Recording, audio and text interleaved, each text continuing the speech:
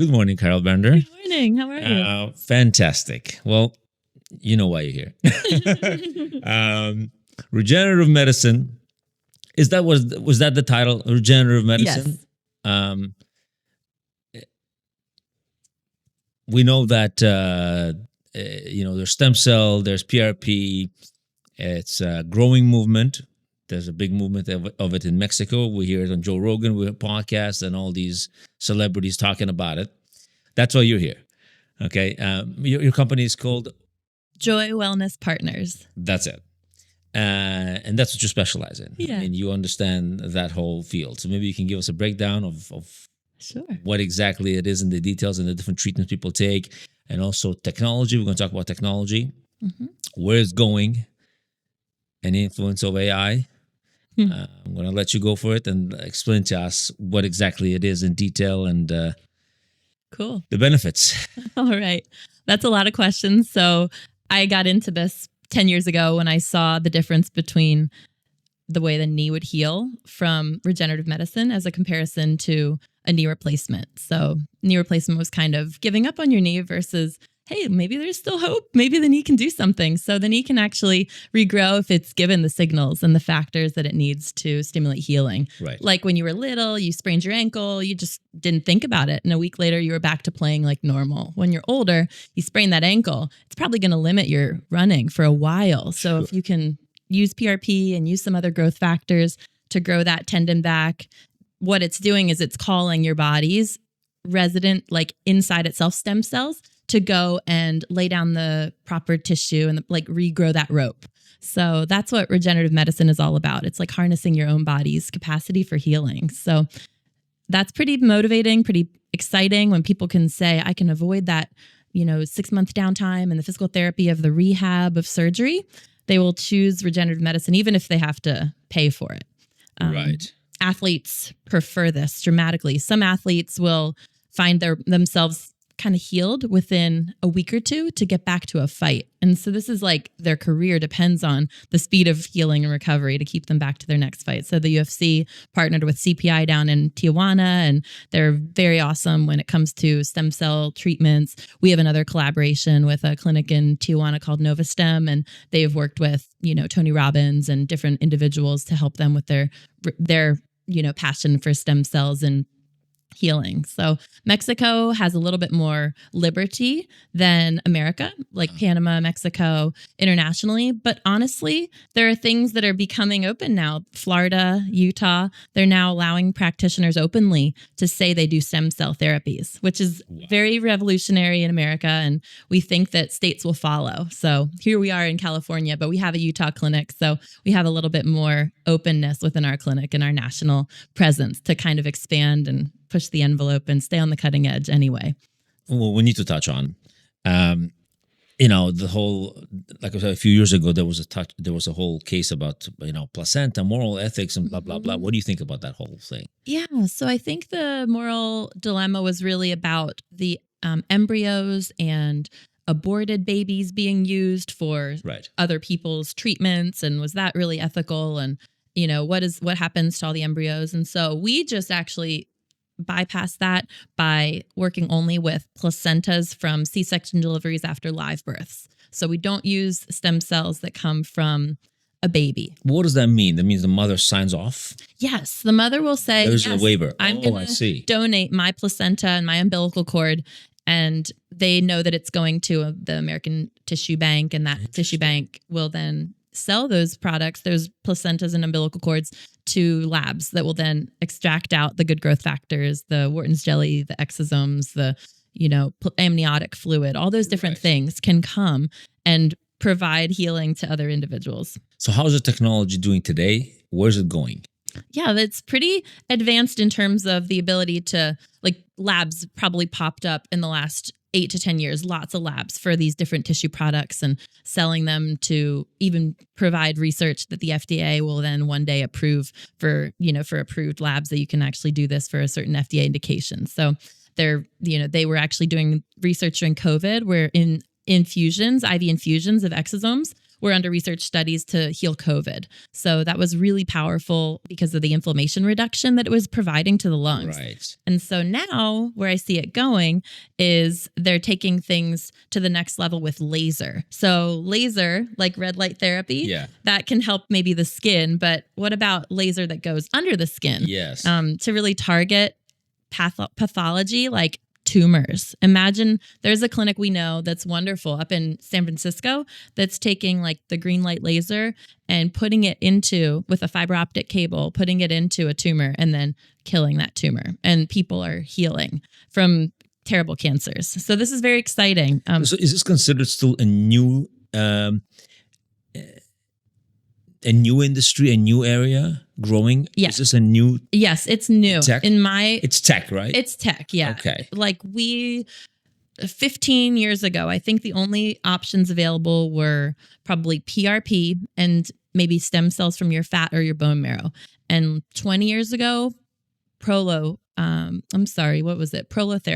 So prolotherapy might have been one of the first things that was done with injections to help heal your body. That was sugar water injected into the tendons. Sugar water was an aggravator.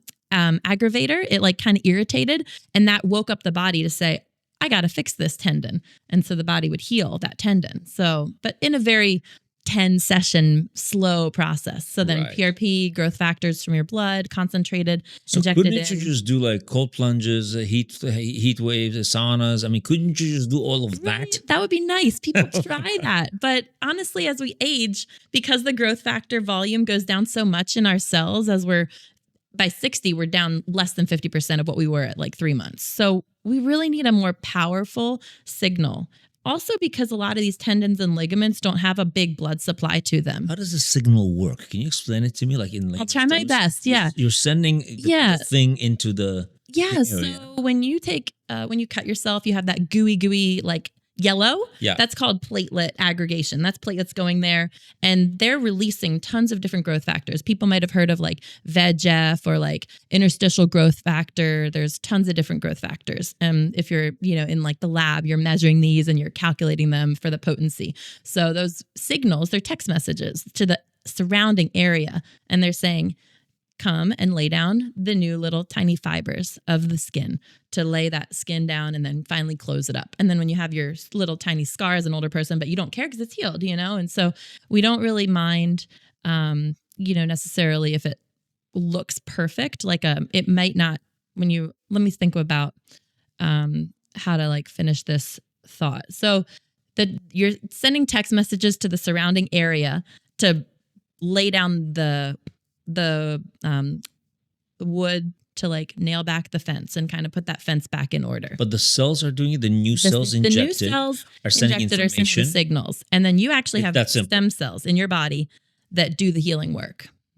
The stem cells in your own body will become. But that how new does this tissue. a new stem cell from the placenta, let's say? Yeah. I'm trying to understand how does the body just not look at it like, oh, harmful, whatever, attacking, kill it. How does it do that? Well, it's especially in our work in America where we can't really use as many of these like full stem cell therapies. We're using growth factors that are extracted. So it's like messenger RNA or microRNA. What does it mean you can't use full stem cell? What does that mean? Yeah. So the FDA really wants to protect the patient and make sure that the therapies are not like that, they're not dangerous. So if you take stem cells and then you grow them, you're feeding them some like growth, like how you kind of grow meat and stuff like that, right? Grow cows or whatever. You put some like human growth hormone or whatever in to keep these cells alive and then multiply them in a petri dish and then inject them into a person. There's potential for things to go wrong. Like maybe that stem cell could trigger tumor growth inside the person's body. Theoretically, that's a concern. So America doesn't really want to provide authorization for that culturally expanded stem cell to be re-injected. This is the FDA? This is the FDA. They control it. Yes. And Now they run their own tests. So how do they? Yes, they go into labs and they watch their processes and say what's allowed to be done. They typically are okay. What is done now in other countries versus here? Yeah, in other countries, they'll do that growth of stem cells in petri dishes and then allow the doctors in Mexico to re-inject them. So that's not been actually causing any harm. Watching it happen, seeing the evidence, the labs, the clinic that we work with, they'll save like a third of every single stem cell. They call it aliquot. So like they'll have a little bit injected into the person, but of that same batch, they'll save it back and freeze it so that if anything happens in the future, they can go back and pull that out of the freezer and retest it and say, was there something going on? So, and they also send a little amount to a third party to test it before they inject into the person. So it's always super safe, super, scientific, but it is a scientific method to see hypothesis, is it working, and then retest and make it better. So we've seen that like microRNA, like the stuff in America, rather than getting a whole stem cell, just getting the growth factors and the signals, the exosomes and things like that, it actually does a really good job, a very comparable job to what we've seen in Mexico. What results percentage do you see in your patients? In our patients, about 90% get better. Wow. Within 3 months. No kidding. Mm-hmm. About 75% better in 3 months. And then about 6 months later, 9 months later, their treated shoulder's better than the one they didn't even know had a problem. So what do they have? Torn ligaments? What do they have? Yeah, like labrum tears, carpal tunnel syndrome, sciatica, disc degeneration, where they need or bulging discs. They need a disc to actually be injected. Pain from the neck radiating down, like we talked about, meniscus tears in the knee, ankle sprains, pretty much anything that's not like a complete sever. Like even if there's a rotator cuff tear, but there's like a thread hanging on, we can help that body to regrow a lot. Wow. A lot. It's amazing. And we'll see it on the ultrasound scan when we follow up. So how old is this technology, would you say? Oh, 20 years? 20 years, probably, yeah. And then these little changes are coming, like the laser activating. Yeah, let's talk about that whole AI thing coming into technology. I want to know where we're going with this. Yes. I mean, we love the fact of AI helping with diagnostics and being able to scan and interpret and then give you kind of the information about the person in a short amount of time. So that's pretty cool. In our clinic, we currently use the AI for trying to write explanations like blogs about how this stuff works and help people understand it in more common explanation. And we also use the AI for our scribing to take the patient intake and write our notes to help us be able to see more patients in a day. But we can't really yet say that a robotic arm is going to come and inject and pick the right product out of the freezer and inject it into the patient and go into all the right areas. But maybe one day. Right. The ultrasound doctor that we have and his specialty, that's very, very special and very hard to reach that level of expertise where you can know what the anatomy should look like in every angle and every part of the body to 1/10 of a millimeter accuracy and be like, oh, that's the tear, that's the damage, or that's the swollen nerve, and all up and down the body anatomy. It's pretty amazing. What kind of degree do you need to have for that? That's either a doctor or a chiropractor or a nurse practitioner or a PA that then goes on for additional ultrasound training called RMSK. They get a certification, radiology of the musculoskeletal system. So they're not necessarily radiologists, but they're basically ultrasonologists. Yeah, of the musculoskeletal. So it's not looking at babies, it's looking at ligaments, tendons, nerves, muscles. So the main treatment is the PRP and stem cell. Mm-hmm. That's the main, right? And then what other things you need? Like you said, you have teams, partners in Mexico. Yeah. What other things would they do? People go there for a weekend or whatever, right? Or a week, I don't know. What other treatments do they do that enhances? Yeah, hyperbaric chamber, hyperbaric oxygen, because adding oxygen. That's huge, isn't it? It's very powerful. Cancer patients, right? They do that, right? Yes. Patients, that's huge, right? Traumatic brain injury. Providing more oxygen is going to help that cell to be healthier, the good cells to be healthier. They also do a lot of shockwave therapy. We do that in our clinic where it's sound waves that can wake the body up to be. Oh, I like that. Yeah. The sound. Yeah. It's like sound waves. And it'll bring blood flow and again, stem cells from your own body, recruitment to the area. What do you mean by sound cells? We have speakers around and they just sit around speakers? So it's like picture, have you ever heard of people getting their gallstones or kidney stones broken up called lithotripsy? Yes. It's like that, but a little bit lower level. So not quite as deep, but getting most of the joints and the muscle. And people do it for sexual health too. Which frequencies are we talking here? Yeah. So have you heard of erectile dysfunction and blood flow decreases as you age? So if you actually put sound waves like on the genitals, then you'll actually bring blood flow to the area. And then that's kind of like an alternative to a Viagra. So that's a fun regenerative thing. That works. It works. People love it. Okay. They love that they get 6 sessions and then 2 years later they can come back for tune-ups. How long have you been in this location here? 2 years, almost 3. Yeah. It's 3. Downtown, we were in San Diego downtown before. And I learned this originally up in Marietta, Temecula, this kind of alternative regenerative medicine. Is this an umbrella company? Because you said you have one in Utah right now. Yeah. So I founded Joy Wellness Partners in 2017, but then opened the Utah location 2 years ago with another nurse practitioner colleague who I knew in my UPenn back in Philly. Why Utah? Because she was living there. And I so, yeah, we hooked up at a wedding and we're like, oh, you should do this. You should do this. Yes. So it's a growing field. Mm-hmm. Thankfully, Utah now is open to stem cell therapy. And you mentioned that laser therapy is the next thing to add in addition to it. Right. Mm-hmm. Do you think laser therapy is going to remove?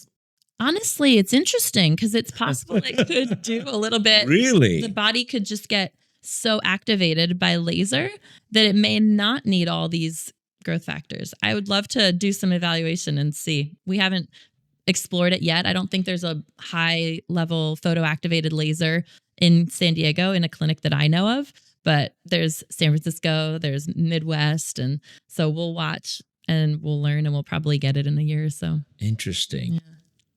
Huh. So what is there a specific kind of for this type of treatment that you're doing? Is this a specialized kind of insurance you need to get for this, or is this? Yeah, there's very few malpractices that like to cover all of these cutting edge things. So we fight for a good one. And but as far as like the patient side, they are using their flex spending account, their health savings accounts, and we're doing financing now. So that helps them. But, we're talking like kind of around the range of what you'd repair your car, costs like under $5,000 to heal one or to regenerate a couple joints. Yeah. Mm-hmm. Mm-hmm. You did mention that it's not covered by insurance. Right. But you're working towards it. Mm-hmm. Okay. Where is... do you use it?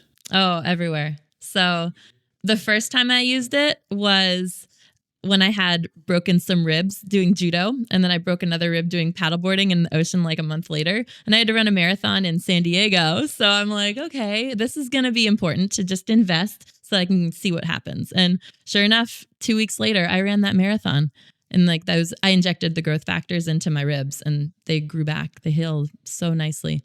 I remember a few years back, I was talking to a doctor. I think he's in PB. And he said, "Oh, I want to try the PRP or whatever." And he's like, "Oh, I don't have those right now." I'm like, I'm like, what does that mean? So is there such a thing as like you can't get it right now, or I think it was during COVID. Or before, okay, well, and he couldn't get the PRP are vials that you can then draw the patient's blood and spin in a centrifuge. So they might have been out of some of those supplies. What we use mostly is we have a freezer of the different solutions of regenerative, anti-aging like solution vials. And those we have to keep in stock, but they're overnighted to us. And I don't think there was any delay for us in getting them. Although there were labs that were shut down because of not good quality or whatever. So you got to be careful who you're working with. Is the whole tariff thing affecting you at all? The economy at the moment? In any way? I have not seen it affect me yet, but I'm working with. Do you buy anything from our internationally? Stuff, I'm thinking our stuff mostly comes from the U.S. and the labs in the U.S. Now they may use product like different chemicals or different things from internationally. So I'm curious. I know they do research. One of our doctors that provides us with our products, he's doing research with the same products in India, but I don't think that's where we get our products from. No. So far, so good. So the actual solution cells and all that is local. Yeah, local. Mm-hmm. Yep. Where? Yep. We have labs in the Midwest, like in Ohio area, and then there's a lab in Florida. I'm surprised there aren't have any San Diego. San Diego's big in biotech and all this, right? Yes, but the cost of doing business in San Diego that's the problem. I see. Real estate and all the costs of doing Florida's like doing great. Florida's a great state for doing labs. Mm-hmm. And how come it's not from Mexico? We like to keep our patients feeling comfortable with That's American. the bottom line. That's what it is. Even the one clinic we work with in Mexico buys their samples from America. Oh, It's no just they kidding. can't be re-injected in America, but they can be injected in Mexico. Does that make sense? Kind of. It's like Interesting. the laws are funny. But the labs in America are probably the highest standards and the safest. Mm-hmm. Yeah. And the technology that you're buying, like you said, you have, well, the cells are just injections. So Right. Mm-hmm. Yeah. What about the machines? Machines. So the machines would probably be mostly on the lab side and the processing to get us the vials that we need. There are cell counters that'll like count the cells and make sure that it's good quality that the lab works with. And then on our side, we use an ultrasound to high resolution ultrasound imaging that's the technology that we needed to buy to like get the product into the right spot. And we talked about the shockwave device, that acoustic sound wave. It's like a little gun looking thing that's and so that's helpful to activate the area. You can use the laser one day. That'll be a technology we'll get ideally. And, other things are just within the body, like getting yourself good nutrition and collagen and vitamin D and having your hormones optimized and just have your body ready for healing. Right. Well, at the moment, I'm assuming that most clients that come to you, they are kind of like in and out, right? They come in, they do the treatment, and they leave. But there's those treatments, the facilities in like Mexico, whatever, Panama, people stay there, right? Right. Is that something that you think would be like, let's say I come to you, I'm like, hey, I'm buying a resort, okay? And I want to take that whole space and I want to add a section to it that's going to be a health and wellness. Yeah. All right. Are we able to put a massive getaway? Would that work here, you think? The cost might be very exclusive, prohibitive for a lot of people. For the resorts, you have Glen Ivy and Marietta Springs, right? Yeah. Imagine a whole section just very for that true. there. Yeah, that's very doable, Right? Because you can just have it all safe and have a little clinic there. It would be fun. It would be neat. We love that concept. I mean, our individuals, they'll stay at the hotels right around the street and they'll do it a little San Diego vacation. They'll get a timeshare. They'll get a hotel down on the beach and they'll relax and recover after they do their treatments for a couple because days. the treatments are not that invasive. They're not like, you're fine. You're fine. You go home that day. Right, Yeah. exactly. But to add a vacation relaxation to it, that would be nice. Yeah. Right? Yeah, exactly. Like your body we don't want people to be using like hot tubs, jacuzzis, and do lots of long hikes. We want to kind of let the body just set and rest. But aside from that, you can go take like a little stroll on the beach, and nothing crazy. How effective is it with back pain? Honestly, we really found that at least 50% of our patients are back pain cases. Right. Because it's so neat to just have a little injection in your disc or a little injection around your facets or your neck rather than that scary fusion. And then you're wondering, well, is it going to be a good result or kind of the same or not better? So there's a lot lower risk with injections. I love it. I think I should come by. Welcome. Come observe. It's hard to really fathom until you see it. So that's why we try to put up some videos and show our YouTube and such, because it's kind of hard, too good to be true almost until you see it and believe it. So out of curiosity, you're familiar with the whole, trying to give you a simile here, the pest control market, right? Everybody was spraying and all that. Companies used to come in, right? For homes. And now you have Pesty, which is like you go and buy, they send you the packet, you spray it yourself, and you're done. So I'm wondering how does this affect your industry? Yeah. If somebody comes up with a product that you can just go and Right. Yeah. Well, we try to be diverse in our clinic and meet people where they're at, but currently we're more of the in-person kind of experience than some of the like direct to consumer regenerative longevity practices out there. So we find that a lot of people are not ready to just move to like at home because they want to have some provider they can trust to walk them through the process. So that's where we're at right now, where we really, patients will come because they want to be in person and they don't want to just be telehealth and Zoom or, send it to me. But I'm also, once they're my patient, very happy to work with them and ship them things. And there's been times where we've shipped intranasal sprays. So those, growth factors can cross the blood-brain barrier and help them with Parkinson's and help them with neurodegenerative disorders. That's interesting. So that's pretty fun. And that's like an at-home, do-it-yourself kind of thing.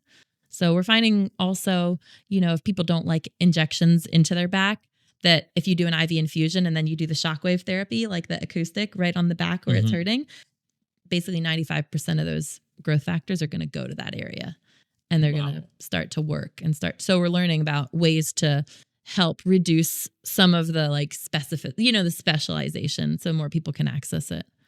Yeah. An interesting question. I'm sure you're familiar with this. Yeah. People have, from your experience, okay, have you encountered a lot of clients that it's more of a psychological problem than it is anything else? Yeah, that's really and how do you deal with that? Yes, I was very disappointed when I learned traditional medicine as far as what do you do for fibromyalgia? What do you do for these, pains that seem like it's in their head? And traditional medicine didn't really have a great answer. It was kind of like, well, go to counseling or something. But now in our world, alternative medicine, we're starting to see that, and I don't even know, this is something that was being done and trained by anesthesiologists. So pain clinics probably did know this, but the stellate ganglion block is a very cutting edge treatment that can help. What's it called again? Stellate ganglion block. Okay. So it can help with resetting, like it's like a reboot for the brain and its processing. So picture like your brain has been watching this video of like, okay, so say you're a military veteran, you had a traumatic amputation out in the battle and you didn't know what was coming and all of a sudden you lost your arm. Well, you'd probably have some phantom limb pain, which is like you feel the pain in your hand even though it's not even there. So that's because there's this video playing in the brain that the brain has decided, I'm going to just play this video because it's probably real. It's probably what's going on, and it's kind of like, oh, it's a cheat code. The brain thinks that it's fast to just play this video and be like, oh, pain. There's always been pain. So I'm just going to remember pain. But that's not true. So we can reset that by blocking the signal to the brain at the stellate ganglion. It's like a little nerve, a bundle of nerves in your neck, and it's near the carotid. It's like up here in this area. And so you're going to block it like you would block your nerve for a dental procedure, right. Anesthetic local. And then 6 hours later, that anesthetic wears away, but the set point has been calmed down and the signal is no longer wrong. It's like kind of a reprogramming and resetting, like turn off your cell phone, turn it back on again. And all of a sudden, like it's fast again, or turn off your computer. And then there's not as many like program not responding anymore. The programs start to work efficiently again. We use this for PTSD now, for anxiety, from traumatic brain injury, a lot of things where it's not really the anatomical problem. It's just the signal got kind of mixed up. And so you just want to, reset the signal on the radio and reset the program. It's very interesting. It's hard to see it until you see it, hard to believe it until you see it. But these veterans that are coming back, they already probably had their issues and they come back from the military and that like amplify their issues and they have to come back to civilization and regular life. And like my husband's in the military, so I see a lot of his buddies and they get this procedure and then they're just calmed down. Really? Yes. It's basically, if you've heard of like the fight or flight response, the parasympathetic or the sympathetic nervous system and the parasympathetic. So you want to get them in balance again. And I think that is the same mechanism as pain. Like if you've been heightened to be afraid of this pain and you've been memorizing it, then you just calm it down and of course. So you do have products that you do sell outside of the clinic. How's the response to that from people? The biggest thing right now is the peptides. The peptide revolution is just going so trendy right now. And that's amazing because it's, again, little messages to the body, tiny pieces of protein that are signaling to your body to do what it knows how to do best. Yeah. So those are at home, nasal sprays, injections, pills, whatever form people are comfortable with. Those are more powerful than your average vitamin supplement. So you'll see a result within a few weeks when you're using peptides. But you still need some vitamin D. You still need your B vitamins. Those things you can't replace. So like we mentioned before, that there are clearly, it's all over social media with athletes and singers and people who are, actors, celebrities going to get these treatments and in these resorts and whatever they are and treatment centers outside. But you're saying that you're seeing a lot of just the general population wanting to do this because they see the benefits. Do you think that cost is going to go down, or do you think absolutely not? We're going to raise prices. And so the question is, how do we make it so? Obviously, you're already sending products to people's homes. That's one thing. Okay, that's saving time, money, right? Yeah. But there's a huge asset value to them coming to the center, and for that, I mean, the reason for that is obviously personal. Yeah. Because sometimes they think it's this problem, but it could be that problem. You don't know, right? People are not walking around with doctorates. So, how does the general population currently react to this for you? Like, what do you notice? So I noticed that if an individual is very urgent in a time crunch and they want to get better for some really important like athletic performance or, military like job they have to do, they're going to come and they're going to invest what it takes to get their body on the right track again. And this seems to be the fastest, cut to the chase way to do it that they know. So that's pretty exciting to be right there for those people. If individuals have more time, then maybe they'll save up and they'll maybe wait, they'll watch, they'll see some friends, how do the friends do, and they'll say, okay, I think it's time for me to do this, or they'll have their partner will say, you got to save up and invest in this. I would love the cost to go down in the future and make it accessible for everyone. And maybe there's going to be ways that, I mean, if I had my ideal way, that people would be able to put more money per month into their FSA and their HSA and then have less insurance premiums. So more of their money was disposable income or disposable expendable, where they could choose where they wanted to spend their money.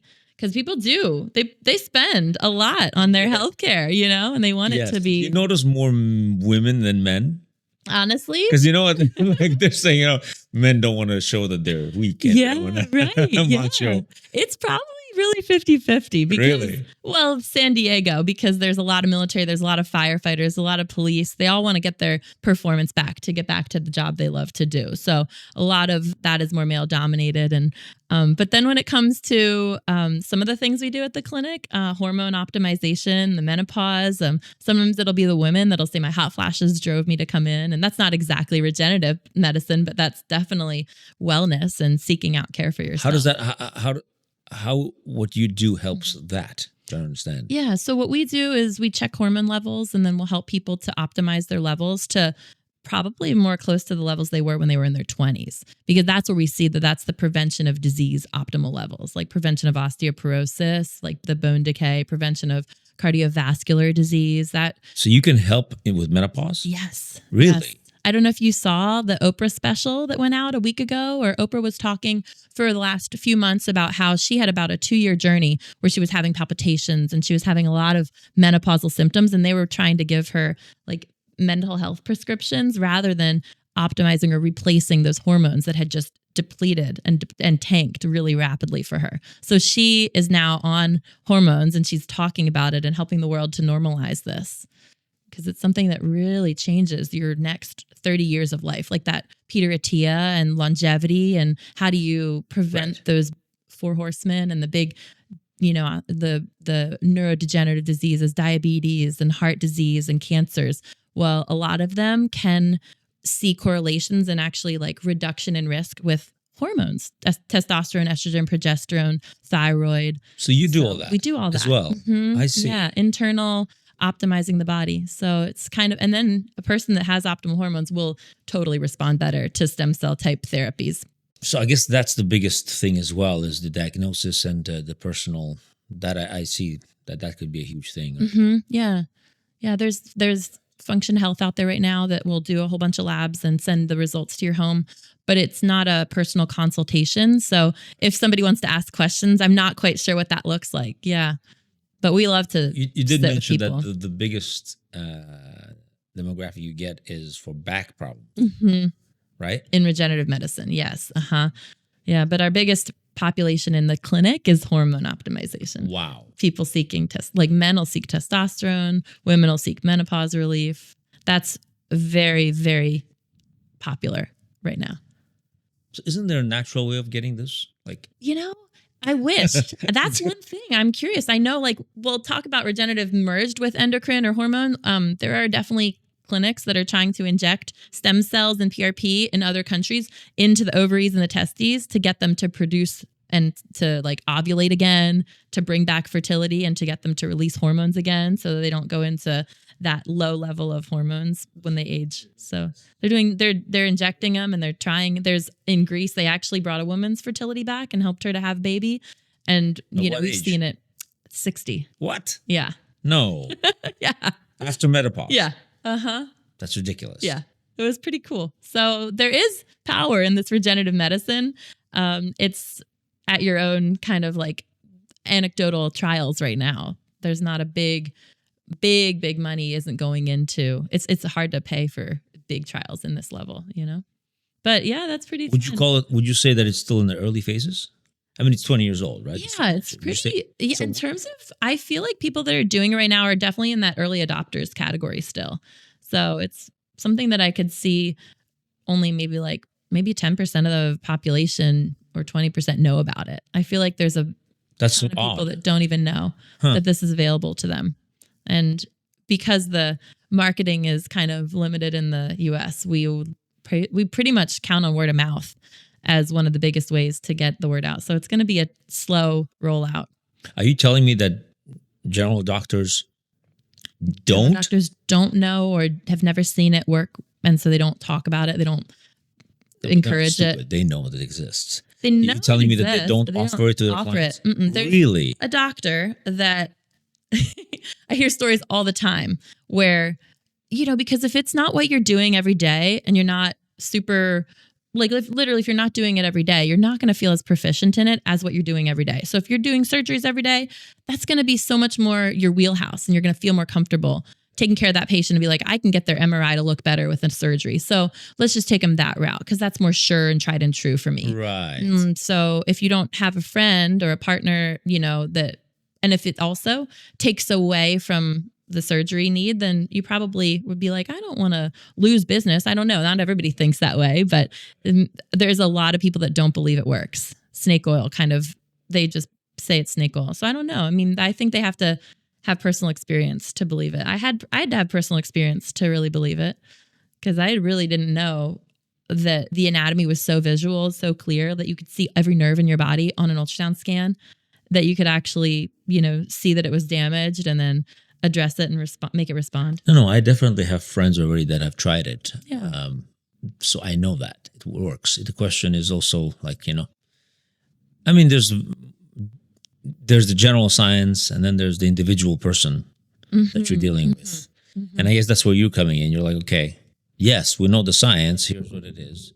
But we also deal with the person. So we're kind of we're able to, that's the important part, right? Yeah. To know how to blend the two so you can create a more catered, personalized medicine. Yeah. Yeah. And we love that. I get that. With time, that's the other thing is you don't have a lot of time. If you're working in a traditional doctor's office, you've got about 10 minutes to see a patient at most. Whereas we have an hour with our patients. So it takes time to educate them, time to help them to trust the product, trust the process. So we're more set up for it.